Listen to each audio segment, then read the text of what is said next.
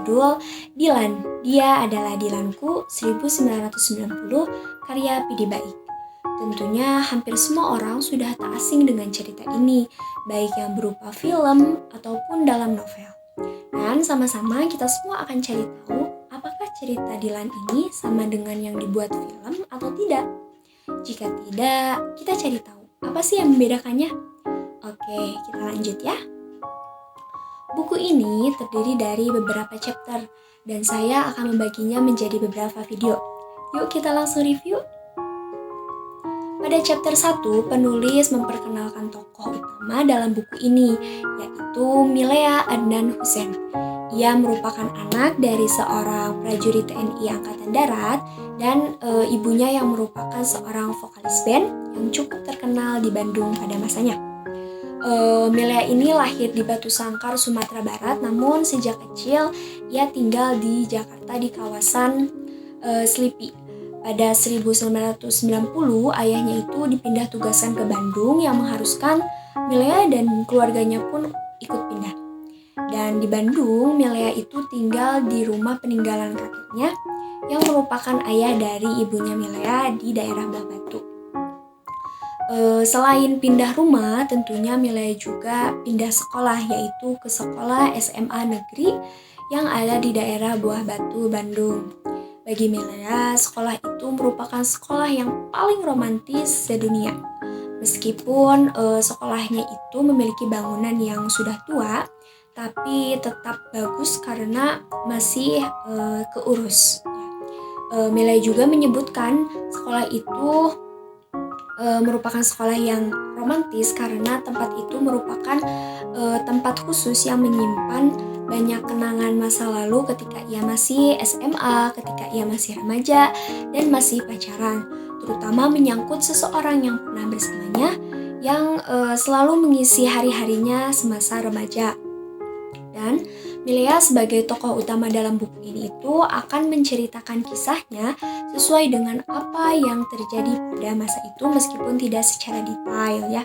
Namun Milea itu mencoba menceritakan inti dari ceritanya. Kemudian cerita ini tuh Milea sampaikan gitu ya dengan menggunakan gaya bahasa yang digunakan oleh si dia, yaitu bahasa Indonesia yang cenderung agak Melayu dan nyaris seperti baku.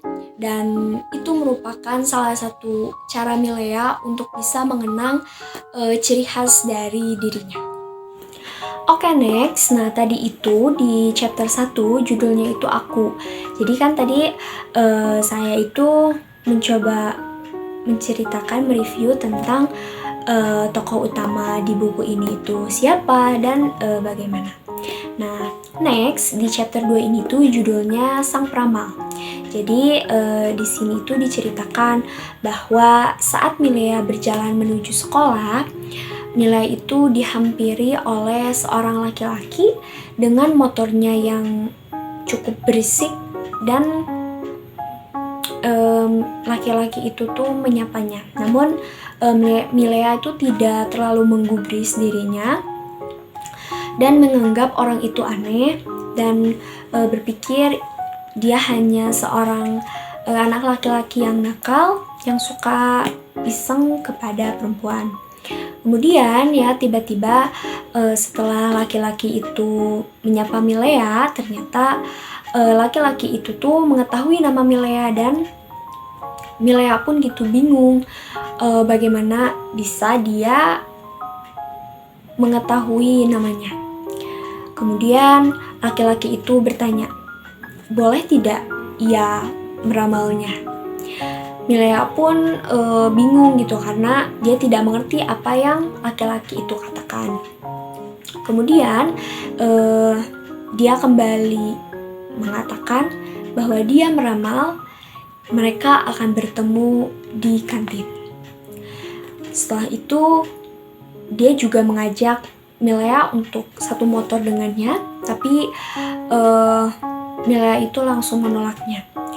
Setelah ditolak oleh Milea atas ajakannya itu, kemudian laki-laki itu pun pergi dengan motornya dengan baju seragam dan rambut yang berantakan gitu ya.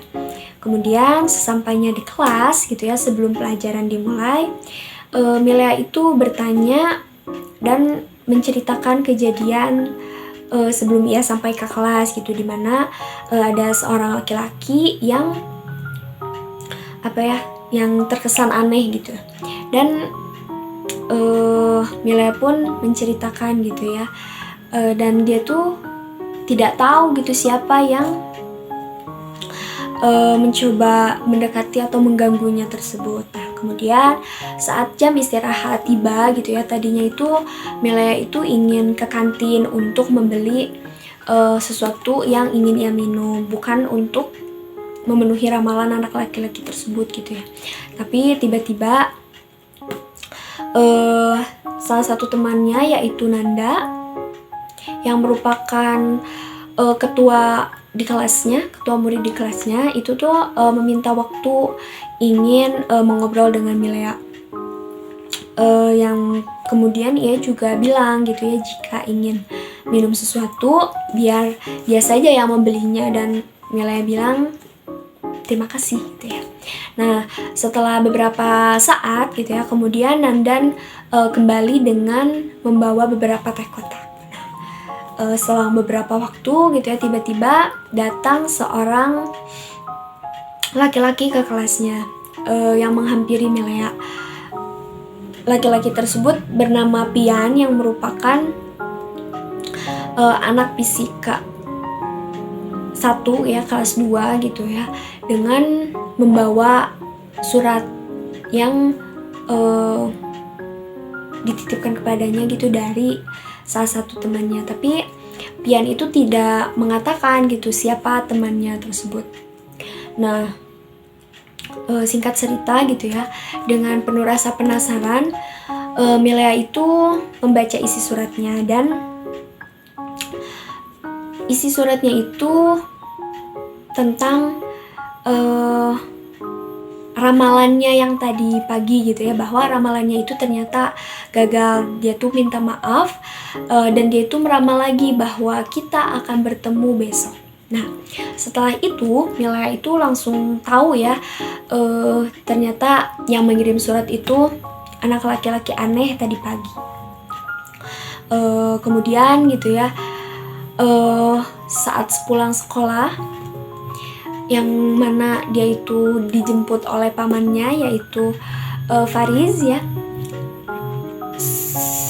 Selama di perjalanan itu Mila itu dipenuhi dengan rasa penasaran gitu ya, atas ramalannya gitu, karena dia juga terpikir, loh kok besok dia meramal akan bertemu, padahal kan besok Minggu gitu ya, gak mungkin dong bisa ketemu. Nah, pikiran tentang ramalan-ramalan itu tuh terus muncul gitu ya, menguasai pikirannya.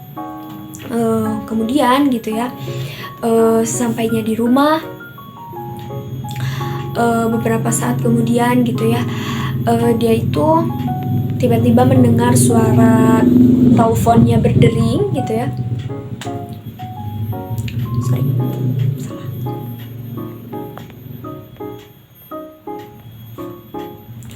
Yang kemudian sampainya di rumah, pikirannya tentang ramalannya itu tetap saja gitu ya menguasai pikirannya.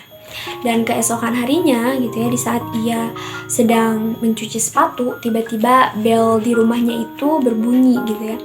Dan bibinya bilang itu tamunya itu ingin bertemu dengan Lia. Nah, Lia itu merupakan nama panggilan saat ia di rumah. Nah, saat Lia itu menemui tamunya, ia pun kaget, ternyata tamunya itu adalah sang peramal. Nah, jadi saat itu tuh si sang peramal itu tuh memberikan senyuman kepada Milea, dan Milea pun tersenyum sambil menyapanya gitu ya. Kemudian si anak laki-laki misterius itu tiba-tiba langsung menyodorkan berupa undangan gitu ya, amplop gitu ya, amplop undangan, dan dia mengatakan baca undangan ini nanti. Nah, setelah itu mereka melemparkan beberapa candaan gitu ya kepada Milea, kepada temannya si anak laki-laki misterius itu. Nah, di situ Milea itu tidak bisa berbuat apa-apa ya. Dia hanya bisa tersenyum gitu dan kebingungan gitu ya. Karena bagaimana bisa gitu dia mengetahui alamat rumahnya. Nah, kemudian Milea pun bertanya kenapa dia bisa mengetahui rumahnya. Kemudian laki-laki itu menjawab bahwa dia juga akan tahu kapan ulang tahun Milea, siapa Tuhannya. Dan setelah itu pun anak laki-laki itu pergi dengan mengucapkan salam. Nah, sampai dia pergi pun Milea itu hanya terdiam gitu ya, bingung harus mengatakan apa gitu dah. Dan dia itu hanya bisa tersenyum karena ternyata ramalannya itu tidak gagal gitu. Nah, kemudian dia memasuki kamar gitu ya dan berusaha untuk membuka dan membaca surat undangannya. Nah, ternyata isi undangannya itu tentang permintaan gitu, undangan gitu ya kepada Milea agar Milea itu sekolah pada hari Senin, Selasa, Rabu, Kamis, Jumat, dan Sabtu, yang mana di dalamnya itu ada nama kepala sekolahnya yang turut mengundang Milea. Nah, setelah membaca surat tersebut gitu ya, Milea dipenuhi dengan rasa penasaran yang semakin besar gitu ya. Dia penasaran sebenarnya dia itu siapa sih dan tujuannya apa gitu ya. Karena yang Milea tahu dia hanya satu sekolah dengan Milea dan tidak satu kelas dengannya gitu. Nah, kemudian gitu ya, setelah beberapa saat gitu ya, terdengar telepon rumahnya berdering dan ia tuh sangat senang karena ternyata yang menelponnya itu Benny gitu ya. Nah, Benny ini merupakan pacarnya dari Jakarta, di Jakarta gitu ya. Dan dulu itu dia satu sekolah dengan Milea. Dan karena Milea itu pindah ke Bandung, jadi mereka itu menjalin pacaran jarak jauh atau LDR. Dan setiap hari itu Benny selalu berusaha menelpon Milea untuk melepas rasa rindu dan hal lain sebagainya. Oke, jadi di video kali ini kita hanya akan mereview 2 chapter. Next video kita akan mereview chapter-chapter selanjutnya dan kita cari tahu sebenarnya apa sih yang membedakan cerita di novel ini dan yang ada di film. Terima kasih.